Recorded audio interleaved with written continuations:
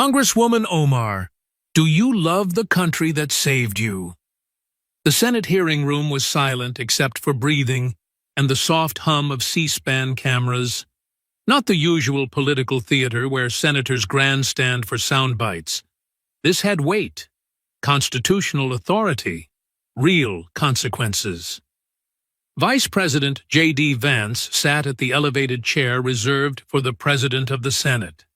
Early 40s, Marine Corps bearing still visible in his posture, straight back, steady hands, eyes that had seen combat and didn't flinch.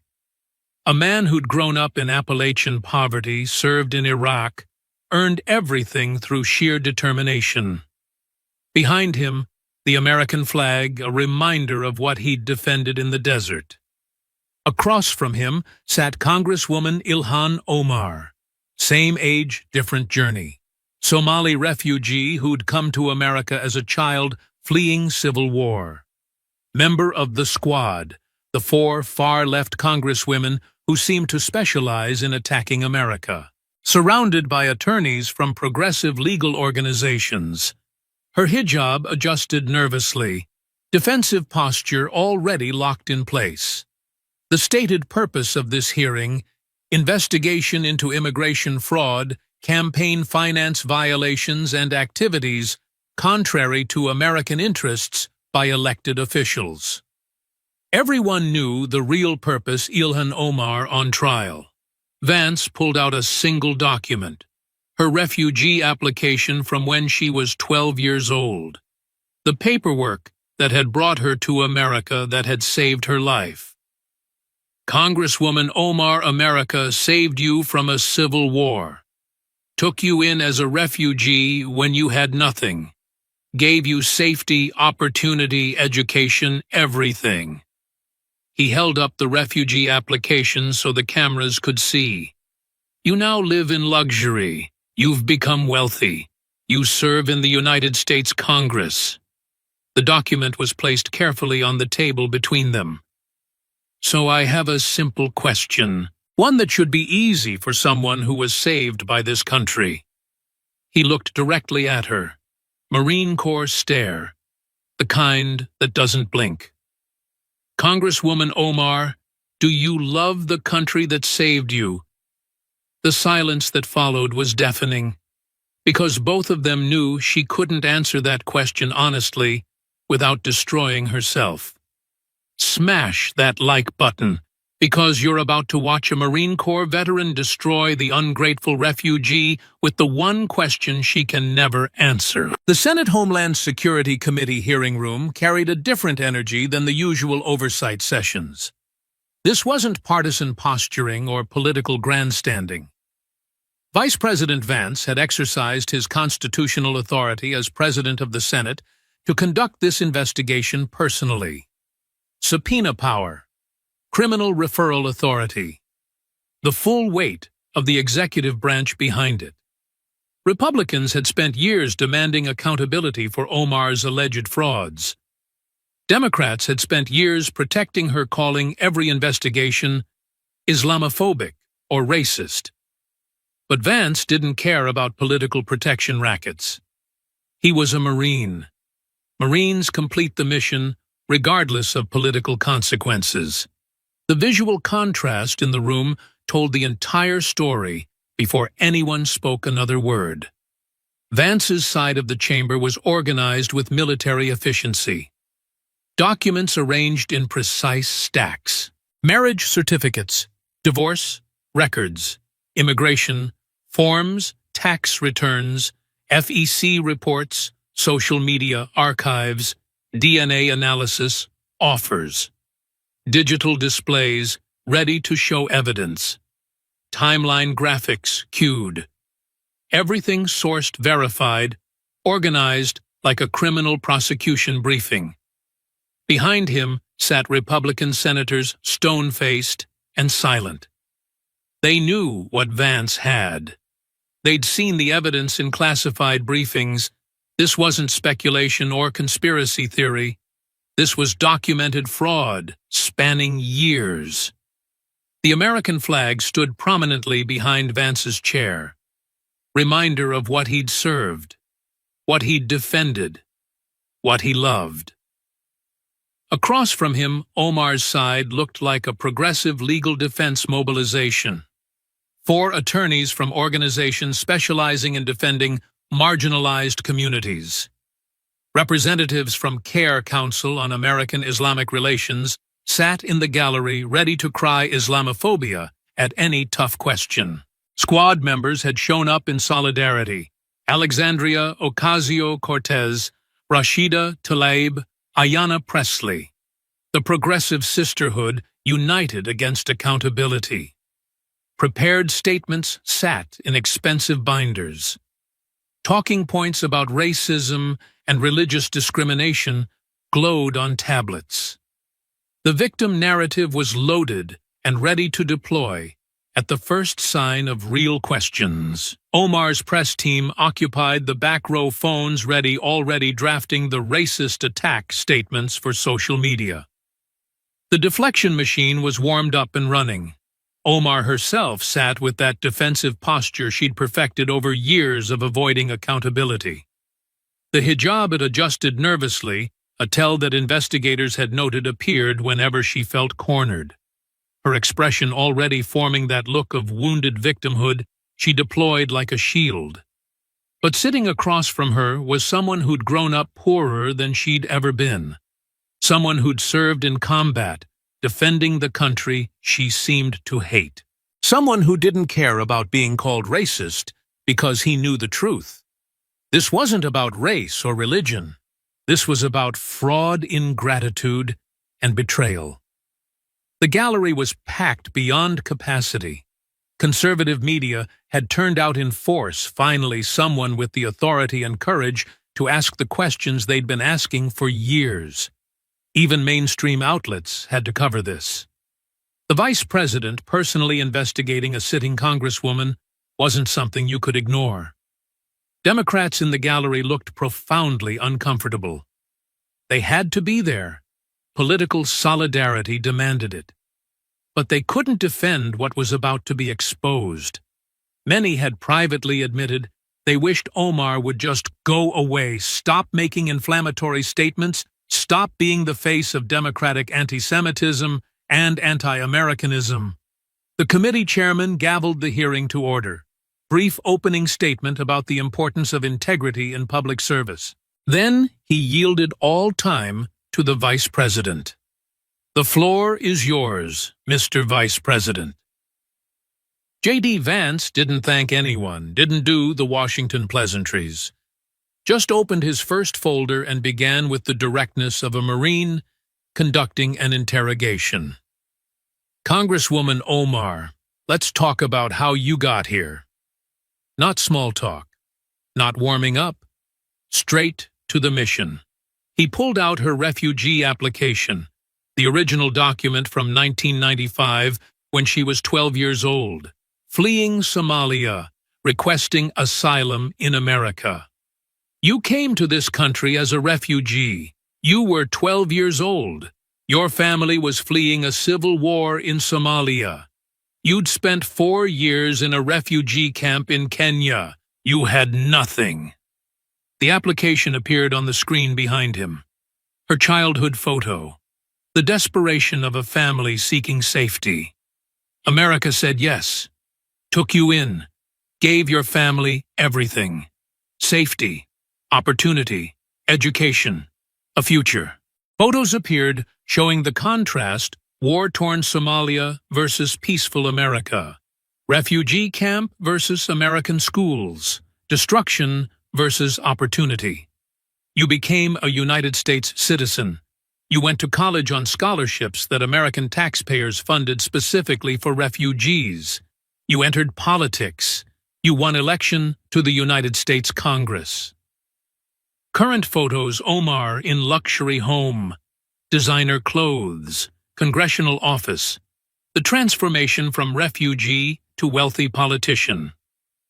You now live in a beautiful house, drive nice cars. Your husband's consulting firm has made millions from your campaign. You're wealthy and powerful. He let that sink in. the complete transformation. From refugee with nothing to millionaire congresswoman. So, before we discuss the specific allegations against you, I want to establish the basic framework of gratitude that should inform your entire worldview. Vance's voice carried the authority of someone who'd earned the right to speak about American values by defending them in combat. Congresswoman Omar, do you love the country that saved you? The question hung in the air like smoke after a gunshot. Simple, direct, devastating. Omar's attorneys immediately leaned in. Urgent whispers. They'd prepared for questions about immigration, fraud, campaign, finance, anti-Semitism. But this question cut deeper. This went to character, to gratitude, to the fundamental betrayal her entire political career represented. She turned toward her microphone, that defensive expression already forming. Mr. Vice President, I love the Constitution and the values. I didn't ask about the Constitution. I asked if you love America, the country, the nation that saved your life when you were a refugee fleeing war. I believe in American ideals. That's not what I asked, yes or no. Do you love America? Her attorney tried to intervene. Mr. Vice President, this line of questioning is... Vance cut him off with Marine Corps efficiency. The witness can speak for herself. Congresswoman, it's a simple question. The country saved you. Do you love it, yes or no? The silence that followed was damning, because they all knew the truth. Every criticism she'd made, every America-bashing speech, every time she'd compared the United States to terrorist organizations or oppressive regimes, every minimization of terrorism against America. It all added up to one answer. She didn't love America. Or if she did, she had a very strange way of showing it. Vance let the silence stretch. 10 seconds, 20, 30, making her evasion as loud as any answer could be. We'll return to that question, Congresswoman, because everything else we discussed today, the fraud, the corruption, the anti-American statements, they all flow from that fundamental question of whether you're grateful for what America gave you. He opened his next folder. Evidence? Documents. The systematic pattern of alleged fraud spanning years. Let's begin. The Marine Corps veteran who loved America was about to cross-examine the refugee who seemed to hate it. And everyone in that room knew how this was going to end. Vance didn't ease into it. No gentle warm-up. That wasn't his style. He'd learned in the Marines, when you have a target, you engage directly. Congresswoman Omar, let's talk about your marriages, all of them. The room tensed immediately. Everyone knew what was coming. The allegations that had followed her for years, the evidence, the timeline that didn't make sense, the refusal to answer direct questions. He pulled out marriage certificates, divorce records, immigration documents, tax returns, school yearbooks, social media archives. Everything organized in chronological order, like a prosecutor building a RICO case. You've had an interesting marital history. Multiple marriages, multiple divorces, overlapping tax returns, immigration benefits that appeared at convenient times, and some very serious questions about fraud. Omar's lead attorney leaned forward immediately. Mr. Vice President, these baseless allegations have been thoroughly debunked by multiple fact-checkers. Nothing has been debunked. That's a media talking point, not a fact. Vance's voice carried the steel of someone who'd seen real danger and wasn't impressed by a lawyer's spin. Fact-checkers said they couldn't prove it. That's different from debunking. I have evidence. We're going to go through it systematically, and Congresswoman Omar is under oath. He pulled up a timeline on the screen. Dates, names, events, the pattern laid out visually. Is this gratitude or is this fraud? That's what we're here to determine. The first document appeared, marriage certificate from 2002. 2002. You entered into an Islamic marriage with Ahmed Abdisalan Hirsi, not legally registered with the state, but recognized in your faith. You had children together. Photos appeared, Omar and Hirsi, young, starting a family. 2008. You separated from Hirsi, but because the marriage was never legally registered, there was no legal divorce, just a separation. 2009. Here's where it gets very interesting. New marriage certificate appeared. Ahmed Noor Saeed Elmi. You legally married Ahmed Noor Saeed Elmi. Your first legal marriage registered with the state, February 2009. Vance held up the certificate so the cameras could see it clearly. Now, Congresswoman, multiple pieces of evidence suggest that Ahmed Noor Saeed Elmi is your brother, your biological brother. The room went electric. This was it. The allegation she'd avoided for years. The question she'd never answered directly. Evidence point 1. British family records appeared on screen. Immigration and family records from the United Kingdom show that Ahmed Noor Saeed Elmi shares the same father as you. Same father's name on official documents. Noor Saeed Elmi Mohammed. Evidence point 2. Social media posts appeared. Screenshots dated before they were deleted. Social media posts from Ahmed Elmi's accounts, later deleted after these allegations surfaced, show him referring to your siblings as auntie and uncle. Vance read directly from the posts, "Happy birthday to my favorite auntie. Great seeing uncle and the family." Why would your husband call your siblings aunt and uncle unless he's also their nephew, unless he's your brother? Evidence point 3. High school yearbook photos appeared. Minnesota. Multiple students identified. Your high school yearbook from Minnesota. This photo shows you Ahmed Hirsi and Ahmed Elmi, all living in the same house, all listed with the same family. Elmi listed with your father's name. Evidence point 4. Immigration records appeared. Ahmed Elmi entered the United States from the United Kingdom, where he'd been living with members of your extended family. His immigration timeline suggests he'd been unable to enter the U.S. through normal channels, but marriage to a U.S. citizen. That's a different pathway, much faster. Evidence point 5. DNA analysis offer document appeared. DNA testing could definitively prove or disprove a sibling relationship. Costs about $200. Takes a week.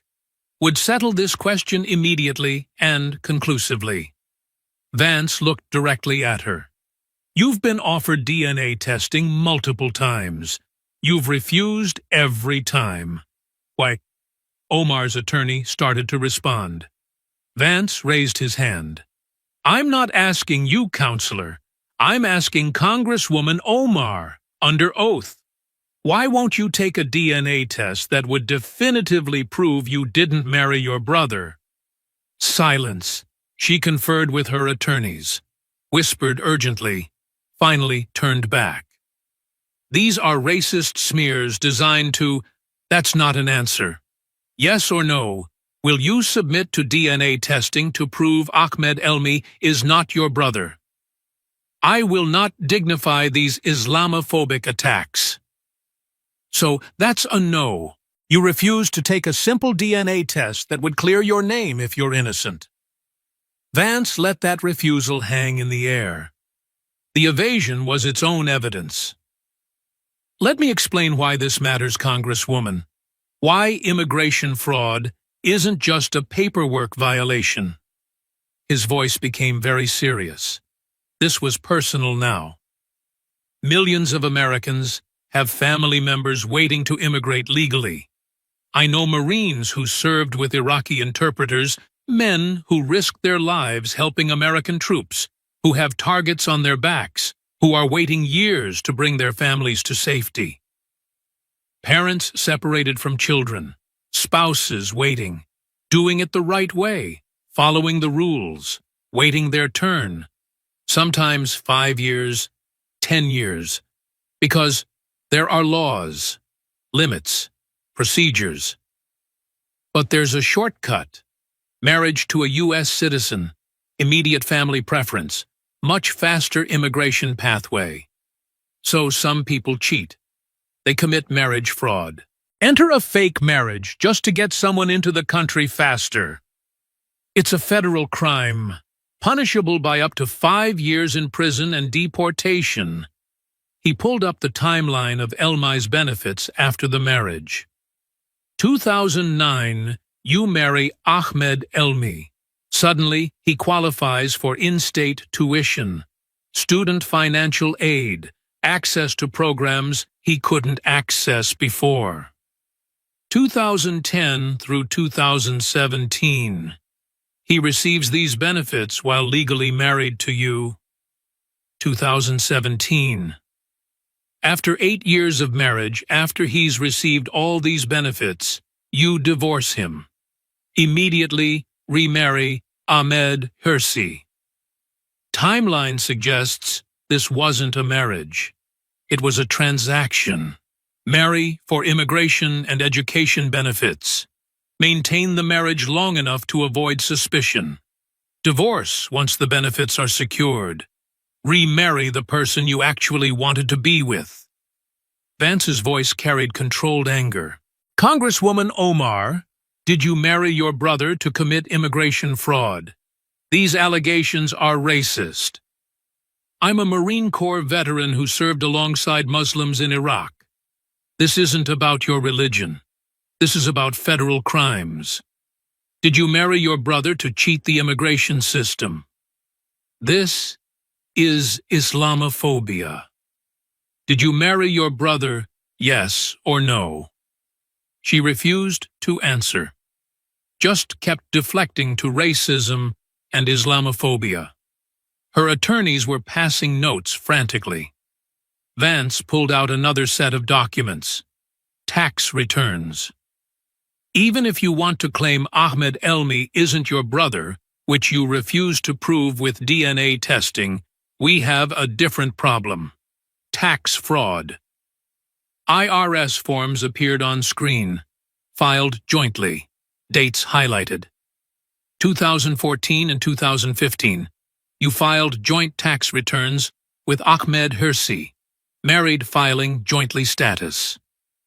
Problem: you were legally married to Ahmed Elmi during those years. You didn't divorce Elmi until 2017. You filed joint federal tax returns claiming to be married to a man you weren't legally married to while being legally married to a different man. That's tax fraud, Congresswoman. Filing false tax returns. Federal crime. The IRS doesn't care if your first marriage was cultural or religious.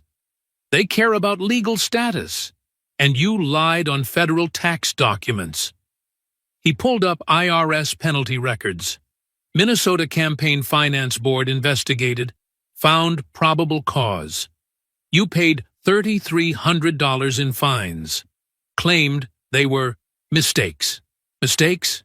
You're a lawyer. You filled out tax forms for 2 years claiming to be married to someone you weren't legally married to. That's not a mistake. That's fraud. Is this gratitude, or is this fraud? America took you in as a refugee. Now you're committing immigration fraud and tax fraud. Vance gathered the marriage evidence, stacked it neatly. The pattern was undeniable. Let me summarize what the evidence shows. You allegedly married your brother to get him immigration benefits. You maintained that marriage for 8 years while he received educational and financial benefits. You filed false tax returns during that period. You refused to take a DNA test that would prove your innocence if you're innocent.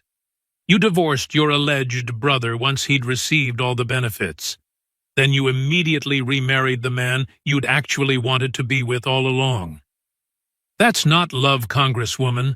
That's a fraud scheme. Immigration fraud. Tax fraud. A systematic pattern of cheating the system that other immigrants follow legally. Congresswoman Omar, do you love the country that saved you because committing fraud against it is a strange way to show gratitude? Vance closed the marriage fraud folder. Omar's attorneys thought the worst was over. One of them was already drafting a statement about debunked conspiracy theories. They had no idea what was coming next.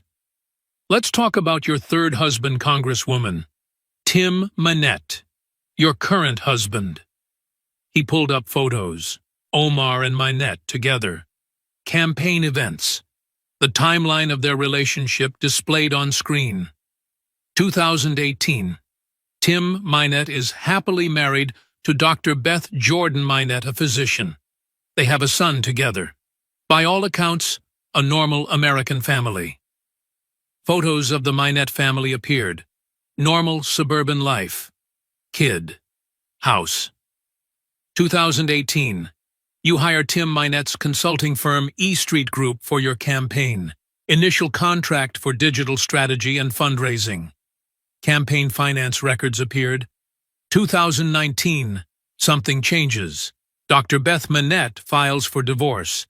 In the filing, she alleges adultery. Specifically, she alleges her husband is having an affair with you. The divorce filing appeared on screen. The relevant passages highlighted. Quote from the filing, defendant's work for Ilhan Omar's campaign was more than a professional engagement. He told Beth he was in love with Ilhan Omar and wanted to pursue a relationship with her. 2019, Tim Minette leaves his wife and son for you. 2020. You divorce Ahmed Hirsi, your second ex-husband. You marry Tim Minette. Vance's voice carried contempt. You had an affair with a married man. He left his wife and child for you. Then you married him, all while paying his firm with campaign money. Let's talk about how much campaign money. Campaign finance reports appeared. Year by year, payment by payment. The amounts were staggering. 2018, $365,000 paid to E Street Group. 2019, $590,000. And 2000, $2,878,000. 2021, $1.1 million. 2022, $650,000. 2023, $420,000. The total appeared in large numbers, over $3 million. Over $3 million in campaign funds paid to your boyfriend's firm. Then your husband's firm, while you were having an affair with him. Then while married to him. Vance pulled up comparison data. For context, the average congressional campaign pays consulting firms between $50,000 and $100,000 per election cycle. You paid your husband's firm $3 million over 4 years. That's 10 to 20 times the normal rate. You came here with nothing. Where did the money come from? FEC complaint documents appeared on screen. Federal Election Commission rules are very clear. Campaign funds cannot be used for personal benefit. Paying millions to your boyfriend while having an affair with him, then paying millions to your husband, is textbook personal benefit. Multiple FEC complaints were filed. Minnesota Campaign Finance Board investigated, found probable cause for violations. Settlement documents appeared. You paid fines, $3,500. Claimed they were bookkeeping errors and mistakes. $3 million in payments to your husband is not a bookkeeping error. He pulled up photos of Omar's lifestyle. House, cars, clothes, travel. You make $174,000 as a congresswoman.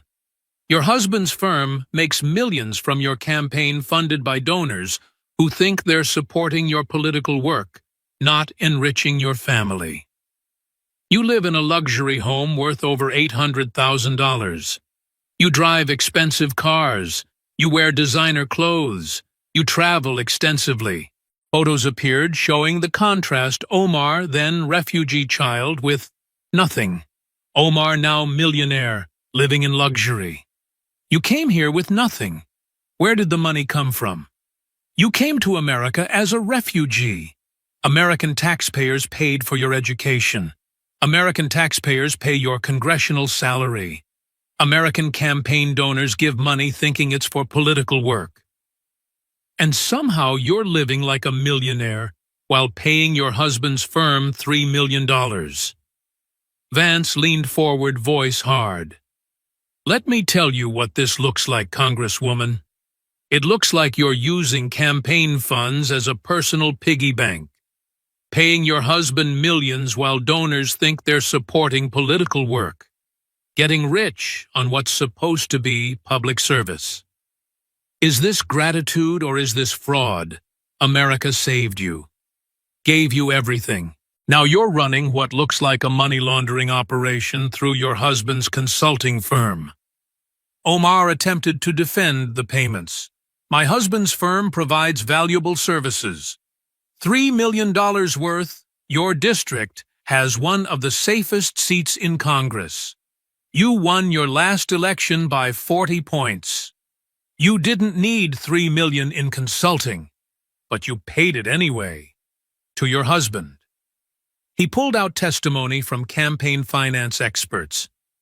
I have affidavits from 3 campaign finance experts. All 3 independently reviewed your payments. All 3 concluded the amounts are highly unusual, potentially illegal, and suggestive of personal enrichment rather than legitimate campaign expenses. You want to claim this is legitimate? Fine. Provide itemized billing. Show exactly what services his firm provided worth $3 million. Show the work product. Prove it was legitimate campaign work and not just funneling money to your household. Omar's conferred with attorneys, refused to provide the documentation. You won't provide the billing records, won't prove the work was legitimate. Just keep claiming it's all legal, and we're racist for asking. Congresswoman Omar, is this gratitude or is this fraud? Vance's expression became very serious. This wasn't about money anymore. This was about hate, about minimizing terrorism, about making Americans unsafe in their own country. Congresswoman Omar, let's talk about anti-Semitism. He pulled out her tweets, her statements, the documented pattern of hatred targeting Jewish Americans. February 2019. You tweeted, "It's all about the Benjamin's baby," when discussing congressional support for Israel. The tweet appeared on screen. The context clear. The meaning undeniable. When challenged about that tweet, you doubled down.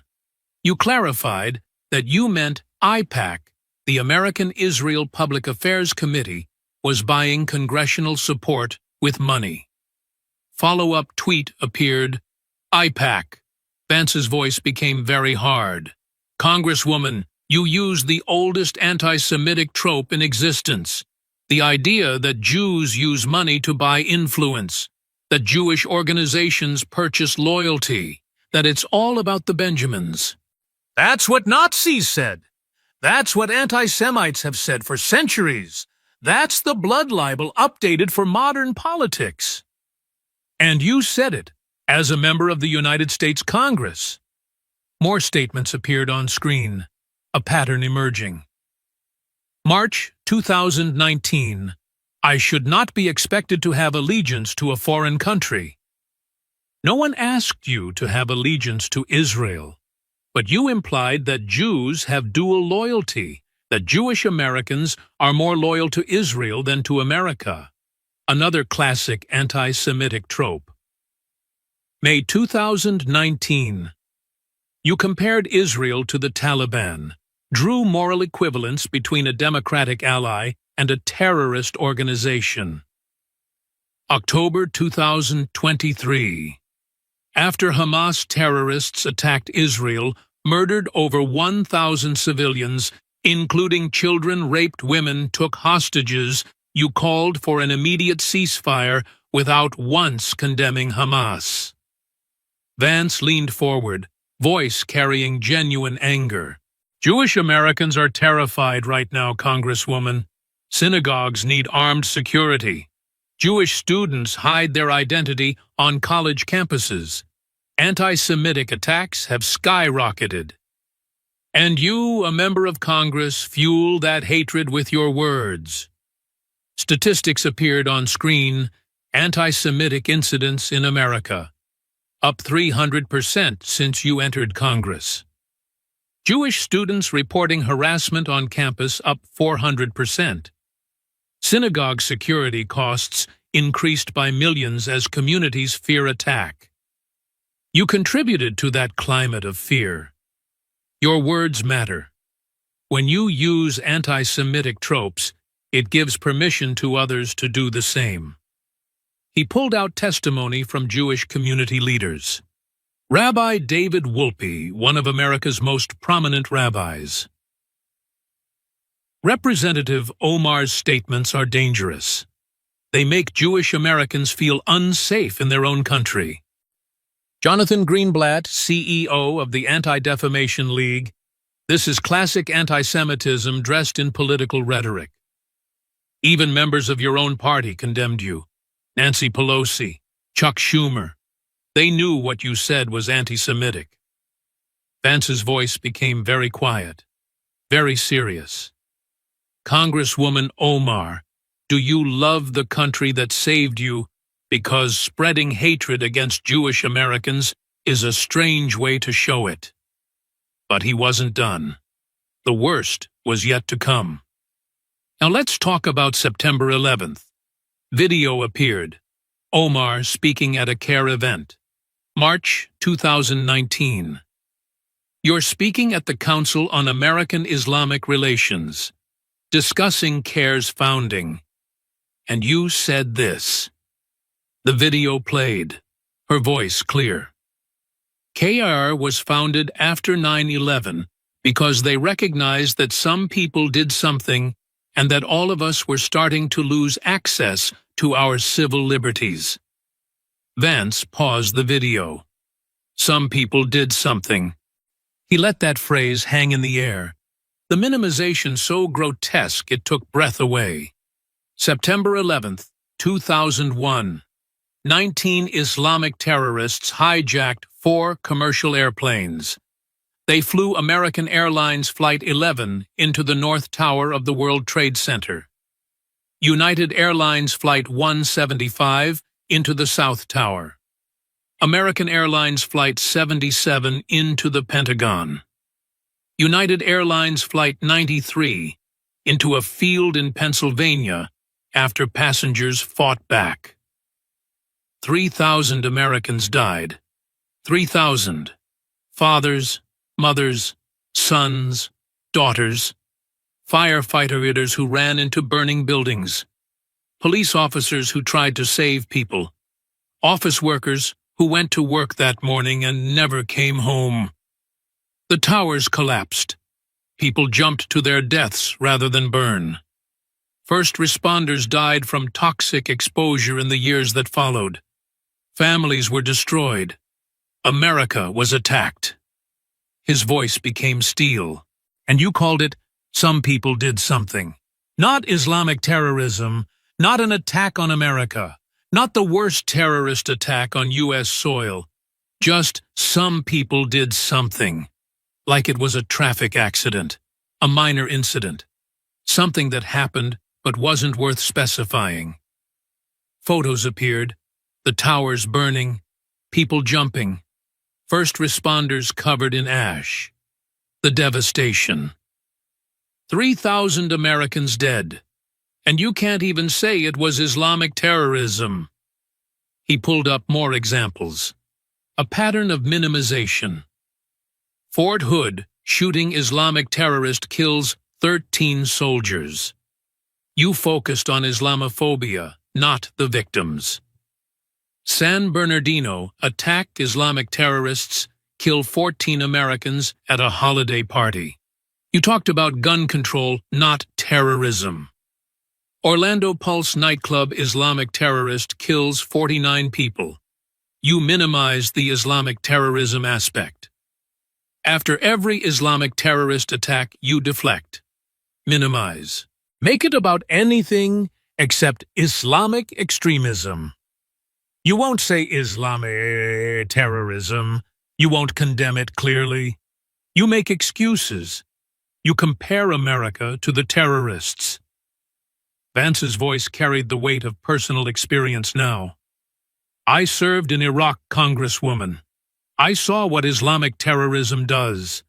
I saw the victims. I saw American Marines killed by terrorists. I know what terrorism is. And you minimize it. You excuse it. You can't even properly condemn it. Congresswoman Omar, do you love the country that saved you? Because you seem to sympathize more with terrorists than with their American victims. Vance closed the anti-Semitism folder, took a breath. This next part was personal, not about fraud or corruption, about gratitude, about betrayal, about ingratitude so profound it bordered on obscene. He pulled out her original refugee application, the document from when she was 12 years old, desperate, fleeing war, begging America for safety. Let me read from your refugee application, Congresswoman, the document that brought you here. He read slowly, letting each word land with full weight. Applicant Ilhan Omar and family members fleeing ongoing civil war in Somalia. Witnessed violence and death. Father targeted by warring factions. Family living in Dadaab refugee camp, Kenya, for 4 years. Requesting asylum in United States for safety and opportunity. Seeking refuge from violence, persecution, and death. He looked up from the document. America said yes, took you in, saved your life. Photos appeared showing the journey Somalia, 1990s war-torn streets. Destroyed buildings. Violence. Kenya refugee camp tents. Poverty. Desperation. America safety. Schools. Opportunity. Freedom. You came to Fargo, North Dakota. You had nothing. Your family had nothing. Just the hope that America offered. America gave you safety. You weren't being shot at anymore. You weren't starving. You weren't in danger. America gave you education, free public schools, then North Dakota State University on scholarships specifically for refugees. American taxpayers paid for your education. America gave you opportunity. You entered politics, won election to state legislature, then to Congress. The American dream realized. You became wealthy. You live in a luxury home. You drive expensive cars. Your husband makes millions. You have power and privilege. Current photos Omar in designer clothes at congressional events. Her expensive home. Her wealthy lifestyle. That transformation from refugee with nothing to millionaire congresswoman that only happens in America. Vance's voice became hard. And how have you repaid that generosity? How have you shown gratitude for the country that saved your life? Compilation video appeared. Omar's statements about America. One after another. An endless stream of criticism. America is racist. America is Islamophobic. America commits war crimes. America is built on stolen land. America oppresses minorities. America is fundamentally unjust. Statement after statement. Criticism after criticism. Condemnation after condemnation. You criticize America constantly. The racism, the oppression, the injustice, the crimes. America is always the villain in your narrative. But Congresswoman, compared to what? Photos appeared side by side. Compared to Somalia, where you fled from, where women have no rights, where FGM is practiced, where warlords rule, where violence is constant. Compared to Saudi Arabia, where women can't drive, where being gay is a death sentence, where speaking against the government means prison. Compared to Afghanistan, under the Taliban, where girls can't go to school, where women can't work, where actual oppression exists. You left real oppression, real violence, real persecution, and America took you in. Vance stood up, walked closer, Marine Corps intensity. I grew up poor, Congresswoman, Appalachian poverty. My mom was addicted to drugs. My family was broken. We struggled. But I love America. You know why? Because I joined the Marines. I served in Iraq. I saw what the alternative to America looks like. I defended this country in the desert. I earned my success through service and sacrifice. You were given a chance. America saved you, and you seem to hate it. Let me tell you what gratitude looks like. Stories appeared, other refugees, their experiences. Vietnamese refugees who came after the fall of Saigon. They kiss American soil when they arrive. They wave American flags. They thank America for saving them. They build businesses. They contribute. They're grateful. Cuban refugees who fled Castro's tyranny. They love America. They appreciate freedom. They don't spend their time criticizing the country that saved them. Iraqi interpreters who risked their lives helping American troops, finally brought to America as refugees. They cry tears of joy. They're grateful for the opportunity. Afghan refugees fleeing the Taliban, brought to America. Thankful for safety, for freedom, for the chance at a better life. They love America. They appreciate what they were given. They show gratitude. Photos of grateful refugees, American flags, citizenship ceremonies, tears of joy. But you, Congresswoman, you criticize, you complain, you compare America to terrorist organizations, you minimize attacks against America, you spread anti-Semitism, you commit fraud. That's not gratitude, that's betrayal. Vance returned to his seat, voice very serious now. Congresswoman Omar, do you love the country that saved you? She attempted to answer. I love the Constitution and American values of equality. That's not what I asked. Do you love America, the actual country, the nation, the people, the place that took you in when you had nothing? I believe in the ideals that America aspires to. America didn't just aspire to save you, America actually saved you. You'd be dead, or still in a refugee camp, if not for American generosity. Do you love this country? She couldn't answer directly, kept deflecting to ideals and values and what America should be. You can't say it.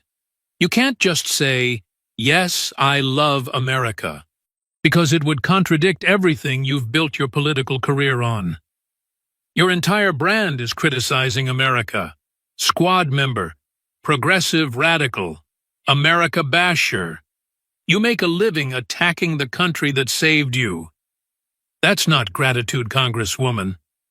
Is this gratitude, or is this fraud? Vance gathered all his evidence folders. 4 rounds of systematic exposure, marriage fraud, campaign corruption, anti-Semitism, ingratitude, everything documented, everything proven. Time for the verdict. Let me summarize what we've established today, Congresswoman Omar. His voice carried the finality of a prosecutor reading charges. Did you marry your brother to commit immigration fraud? You refuse to answer. You refuse to take a DNA test that would prove your innocence. The evidence strongly suggests yes. Did you commit tax fraud by filing jointly with Ahmed Hirsi while legally married to Ahmed Elmi? The tax returns are public record. Minnesota Campaign Finance Board found probable cause. You paid fines. Yes, you did. Did you pay your husband's consulting firm over $3 million in campaign funds? FEC reports document it. Yes, you did. Did you have an affair with Tim Minette while he was married to someone else? His ex-wife's divorce filing alleges it. The timeline proves it. Yes. Did you use anti-Semitic tropes as a member of Congress?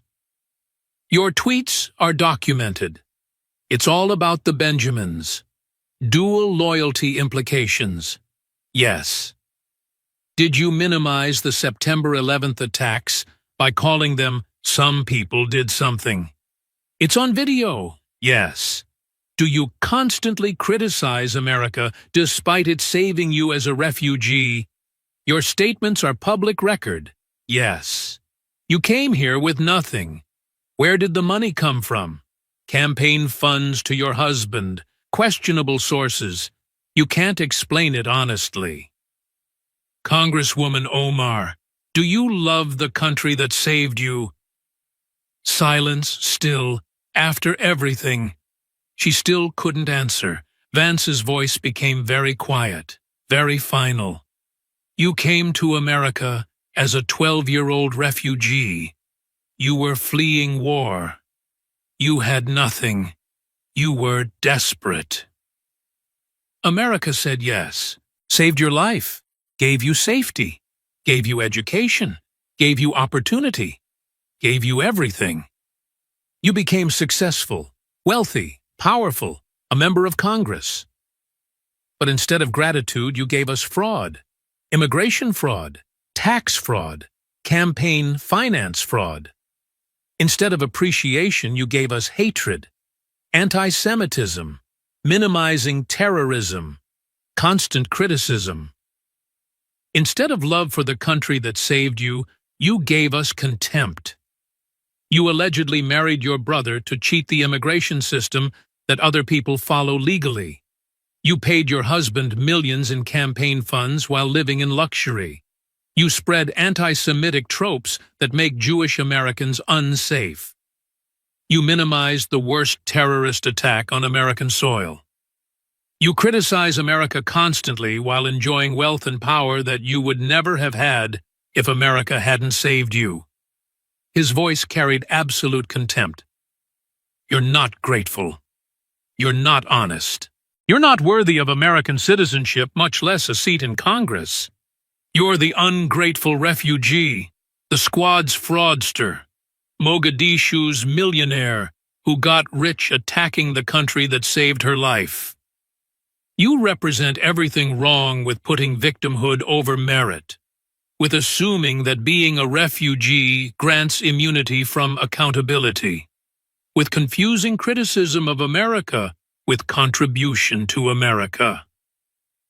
I grew up poor, Congresswoman, poorer than you probably ever were. But I love America because I served it. I defended it. I earned my success through sacrifice. You were given everything, and you seem to hate the country that gave it to you. Final question. The one she'd avoided for hours. The one that summarized everything. Congresswoman Omar, is this gratitude or is this fraud? No answer. Just silence. Defeated silence. Because they both knew the truth. It was fraud. All of it. The marriages, the money, the ingratitude, the betrayal. I have no further questions. Ilhan Omar sat at the witness table like someone who'd just been convicted. No more deflection to Islamophobia. No more victim card. The evidence was undeniable. The pattern was clear. The betrayal was absolute. Squad members in the gallery looked shell-shocked. Even AOC, usually ready with a social media defense, sat quietly. There was no defending this. No spin that could work. The evidence was too strong. The ingratitude too profound. KR representatives who'd come ready to cry religious discrimination sat frozen. How do you claim Islamophobia when the questions are about fraud, not faith? When the vice president served with Muslims in combat? When the issue is gratitude, not religion? Her attorneys had stopped whispering. They had nothing left. No procedural objections could help. No legal technicalities could save her. The case was built like a RICO prosecution. Systematic, documented, undeniable. Vance delivered his formal recommendations. Mr. Chairman, I recommend the following actions. First, immediate referral to Department of Homeland Security for investigation of immigration fraud. Subpoena power to compel DNA testing to determine if Ahmed Noor Saeed Elmi is Congresswoman Omar's brother. Second, criminal referral to Department of Justice for tax fraud related to false filing of joint returns while legally married to a different person. Third, Federal Election Commission investigation into campaign finance violations. Full audit of payments to E Street Group. Determine if $3 million in payments constituted illegal personal enrichment. Fourth, House Ethics Committee investigation into conduct unbecoming a member of Congress, including anti-Semitic statements and minimization of terrorism. Fifth, if immigration fraud is proven, initiation of deportation proceedings. Fraud in obtaining immigration benefits is grounds for revocation of citizenship and removal. The voters of Minnesota's 5th Congressional District should seriously consider whether they want to continue being represented by someone who appears to have committed multiple frauds against the country that saved her life, who spreads anti-Semitism, who minimizes terrorism, and who shows profound ingratitude for American generosity. The hearing was adjourned. The ungrateful refugee had been exposed. The Marine Corps veteran who loved America had systematically destroyed the refugee who seemed to hate it. What happened in that Senate hearing room transcends one Congresswoman's fraud and ingratitude. Vice President J.D. Vance exposed something far more dangerous. The fundamental rot of victimhood politics. The idea that being oppressed, being a refugee, being from a marginalized community grants immunity from accountability and exempts you from gratitude. Ilhan Omar represents the apex of this poisonous ideology. She came to America as a refugee fleeing war. America saved her life, gave her safety, education, opportunity, everything. She became successful beyond what would have been imaginable in Somalia. Wealthy, powerful, a member of Congress. And instead of gratitude, she offered fraud and hatred. The evidence suggests she married her brother to cheat the immigration system. While Americans wait years to bring family members here legally, she allegedly committed fraud to skip the line. While Marines serve with Iraqi interpreters who risk their lives and wait years for refugee status, She gamed the system. She committed tax fraud, filed false returns, paid fines, claimed mistakes. But fraud is fraud, whether you call it mistakes or not. She funneled $3 million in campaign funds to her husband's consulting firm. While donors thought they were supporting her political work, she was enriching her household, using campaign money as a personal bank account. She spread anti-Semitism, used the oldest tropes, made Jewish Americans feel unsafe. It's all about the Benjamins, dual loyalty implications, comparing Israel to the Taliban, contributing to a climate of hatred that's led to skyrocketing anti-Semitic attacks. She minimized terrorism. Some people did something about 9/11. Can't say Islamic terrorism. Makes excuses for terrorist attacks. Sympathizes with America's enemies while showing contempt for America's defenders. And worst of all, she shows no gratitude. Constantly criticizes America. Attacks the country as racist, Islamophobic, oppressive, imperialist. Lives in luxury while condemning the system that gave her that luxury. Got rich while attacking the country that made that wealth possible. That's not just ingratitude. That's betrayal. Compare her to J.D. Vance. He grew up in poverty, Appalachian poverty, broken family, drug addiction destroying his community, raised by his grandmother. Had every reason to be bitter, to blame America, to claim victimhood. But he didn't.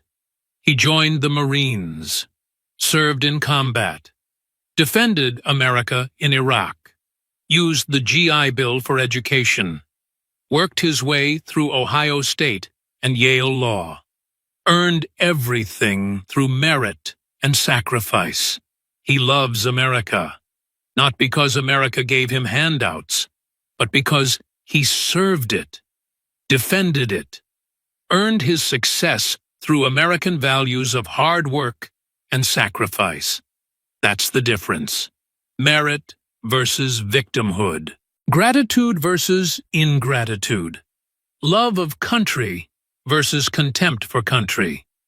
The left has built an entire political ideology around victimhood. They tell minorities, immigrants, refugees that America is fundamentally unjust, that success comes from oppressing others, that criticism is more valuable than contribution, that being a victim grants moral authority. Ilhan Omar is the poster child for this ideology.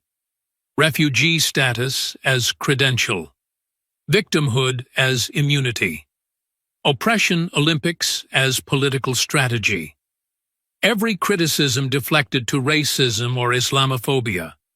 Every question about fraud answered with accusations of bigotry. But Vance didn't care. He's a Marine. Marines complete the mission. They don't care about political correctness or progressive sensitivities. They care about truth and accountability. He asked simple questions. Did you marry your brother? Did you commit tax fraud? Did you pay your husband $3 million in campaign funds? Do you love America? She couldn't answer any of them honestly, because the honest answers would destroy her political career and possibly lead to criminal charges and deportation. The refusal to take a DNA test that would definitively prove she didn't marry her brother. That's consciousness of guilt. Innocent people don't refuse tests that would clear their names. The inability to say, "I love America," without qualifications and deflections. That's revealing. She can't say it because her entire political brand is built on attacking America.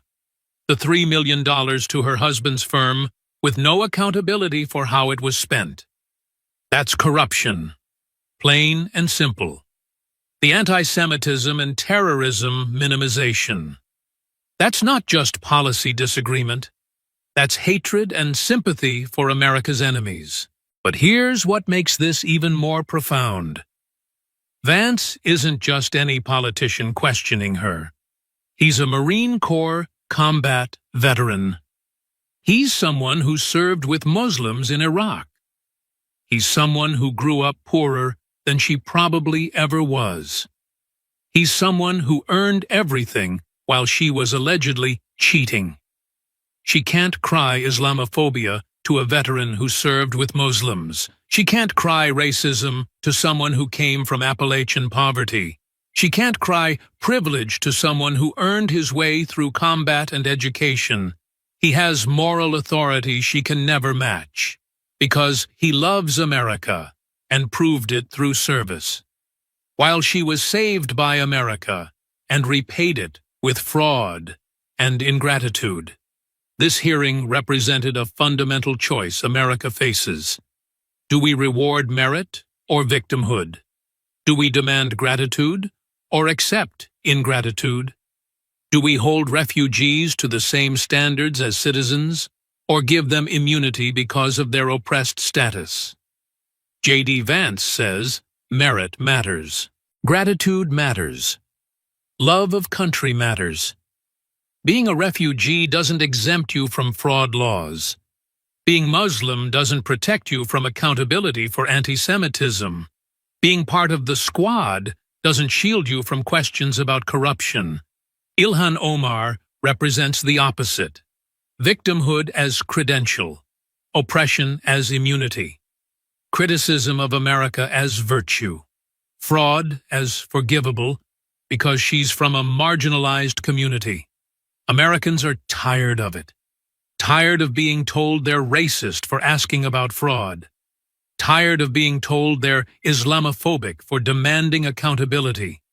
Tired of refugees who got everything from America showing nothing but contempt for America. The era of victimhood politics is ending. The time when being oppressed granted immunity from accountability is over. The age when criticism was confused with contribution is dying. Vance asked the question that summarizes everything. Congresswoman Omar, do you love the country that saved you? She couldn't answer, because the honest answer is no. Or at best, she loves the America she imagines while hating the America that actually exists and actually saved her. That's not good enough anymore. Americans deserve immigrants who love America, not those who seem to hate it. Americans deserve refugees who show gratitude, not ingratitude. Americans deserve representatives who serve the country, not defraud it. Ilhan Omar failed every test. The Marine Corps veteran exposed her completely. The ungrateful refugee, the squad's fraudster, Mogadishu's millionaire, who got rich attacking the country that saved her life. Is this gratitude or is this fraud? The evidence shows fraud. And now all of America knows it. The contrast couldn't be clearer. J.D. Vance, poor, rich through merit, defended America loves his country. Ilhan Omar, refugee, rich through fraud attacks. America shows contempt. One represents what America should be, merit, service, gratitude. The other represents what America must reject, fraud, ingratitude, betrayal. The Marine won. The refugee lost. Because merit beats victimhood. Because gratitude matters more than grievance. Because love of country is not optional. Congresswoman Omar, do you love the country that saved you? Her silence answered the question. And that's all Americans need to know.